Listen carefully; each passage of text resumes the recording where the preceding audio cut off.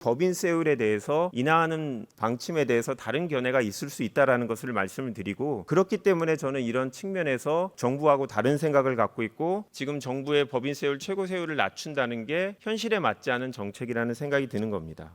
총리님께 질의드리겠습니다. 총리님, 여전히 법인세율 인하가 필요하다는 생각을 갖고 계신 거죠? 네, 예산안도 그렇게 지금 나가 있고요. 법인세를 낮춰서 기업이 좀 더 나은 그런 입장이 되면 약자에게 돌아가는 것도 꽤 많다. 네, 알겠습니다. 법인세율이 일단 우리나라의 경우 다른 나라보다 높은지에 대해서 한번 살펴를 보면, 우선 지자체가 부과하는 지방법인세도 포함이 돼야 됩니다. 나라마다 상황이 다른데 우리나라는 한 10% 정도 지방법인세로 부과하고 있습니다. 최고세율만 법인세를 단순히 비교할 경우에는 우리나라가 일본이나 독일보다 높습니다만, 지방법인세까지 포함하게 되면 우리나라는 27.5%라서 G7 평균 26.7%와 큰 차이가 없게 됩니다. 세율만이 문제가 되는 게 아니라 각 나라마다 공제가 되는 부분들이 있습니다. 그래서 단순히 세율만으로 비교하는 건 적절하지 않고 각종 공제를 포함한 실효세율을 좀 비교해야 한다라고 생각을 하는데요. 작년 우리나라 상위 10대 기업의 실효세율은 평균 18.6%였습니다. 중견기업 총 4,975개인데요. 이 기업들의 실효세율은 18.5%입니다. 거의 유사한 수준입니다. 그리고 우리나라는 10대 기업보다 50대 기업, 또 50대 기업보다 100대 기업의 실효세율이 더 높다라는 통계가 있습니다. 이유가 무엇인가 보면 대기업들이 각종 공제 혜택을 더 많이 받기 때문에 이런 조세 감면으로 인해서 실제 기업이 부담하는 실효세율을 기준으로 볼 때 대기업과 중견기업의 차이가 거의 없는 상황입니다. 정부의 세법 개정안대로 3천억 이상 이익을 내는 대기업에 대해서 법인세 최고세율을 감면하게 되면은 대기업의 실효세율이 낮아질 수밖에 없고 중견기업보다 실효세율이 더 상대적으로 낮아질 것 같은데 어떻게 보십니까? 아무래도 그 실효세율이라는 거는 그때그때마다 또 이런 감면 조항 같은 것이 항상 변동도 될 수도 있고, 우리가 이런 여러 가지 공제라든지 이런 것들은 항상 또 변경이 될 수 있는 거니까. 아까 말씀드린 대로 계산을 해보면 실효세율 기준으로 분명히 역진적인 효과가 발생할 수밖에 없습니다. 아무래도 정부가 추구하는 여러 가지 신산업 육성책들을 보면 대기업들을 이렇게 충족하는 경우들이 많기 때문에 공제 혜택을 받는 경우가 역대 정부 정책에 보면 결과로 보면 그렇게 드러납니다. 그리고 단순히 세금만이 아니라 기업들이 실제로 부담하는 기업분들이 있지 않습니까?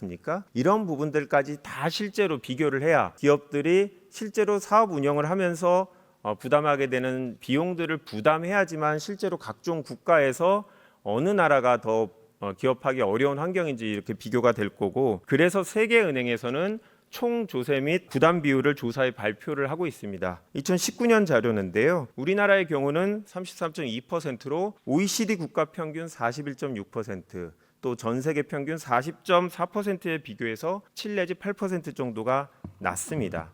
제가 한 세 가지 정도의 기준으로 말씀을 드렸는데, 첫 번째는 지방법인세까지 고려해서 비교를 해야 될 필요가 있고, 실효세율을 기준으로 비교할 필요도 있고, 세 번째는 총조세 및 부담률을 기준으로 비교하면 다른 결과가 나올 수도 있다는 겁니다. 물론 정부에서 보실 때 중요한 기준이 있겠지만 다른 기준으로 보면 다른 결과가 나올 수도 있기 때문에 제가 말씀드린 실효세율이라든지 총조세 부담률 측면에서의 견해, 이 부분들이 혹시 정부에서 예산안을 최종 확정할 때 한번 고려된 적이 있으십니까? 전체적으로 보면 우리의 그 법인세율을 국제적으로 봤을 때 조금 경쟁적 수준으로 맞추는 것은 옳은 방향이다. 네. 법인세에 있어서는 좀 국제적인 기준을 맞추는 게 낫겠다 하는 이제 그런 판단을 우리 기재부가 하고 있는 거 아닌가? 뭐 기재부만이 아니라 정부의 의견인 거죠. 그래서 이제 총리님께 여쭤본 건데, 효과도 다를 수 있고, 목적은 물론 이제 기업이 활동하기 좋은 상황을 만들어서 투자를 하고 고용 촉진을 해서 국민 경제에 도움이 되게 하는 방침인데, 그 목적을 달성하기 위해서 가장 효과적인 정책을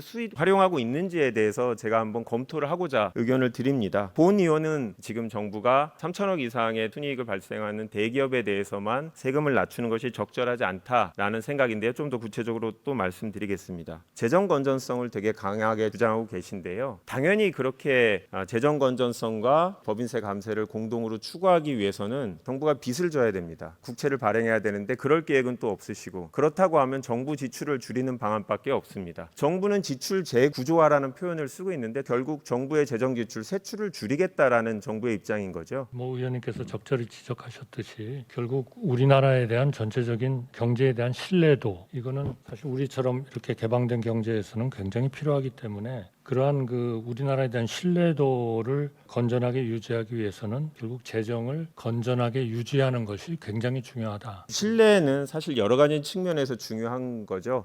제가 오늘 정무위원회 예산 소위를 하고 왔는데 뉴딜 펀드 3천억이 삭감됐습니다. 그리고 모태 펀드 예산도 40%가 삭감된 채로 정부 예산안이 만들어져 와 있는데요. 이것도 마찬가지로 기업의 투자 환경에 대한 신뢰를 더해야 하는 일입니다. 아시겠지만 세계적 경기 침체가 우려되고 있는 상황이고 9월 28일 김진태 강원도지사의 선언으로 인해서 기업에서 자금을 마련하기 되게 어려워지고 또한 조달 비용이 많이 높아지는 상황입니다. 이런 상황에서 예산 정책처에 따르면 법인세 인하를 포함해서 우리나라 감세로 인해서 내년 한 해 9조 3천억의 세수가 감소하게 됩니다. 결과적으로 아까 말씀드린 대로 지금 개별 기업들 얘기를 말씀드릴 수는 없습니다만 아시는 바와 같이 여러 회사의 자금 경색으로 인해서 존립이 위태로운 상황까지 지금 왔습니다. 신용 스프레드가 계속 올라가고 있습니다. 9월 28일 이후에 그날 대폭 늘어났고 정부가 10월 23일 정책을 냈습니다만 신용 스프레드는 계속 증가하고 있는 상황입니다. 기업의 자금 조달 어려운 상황이고 더 높은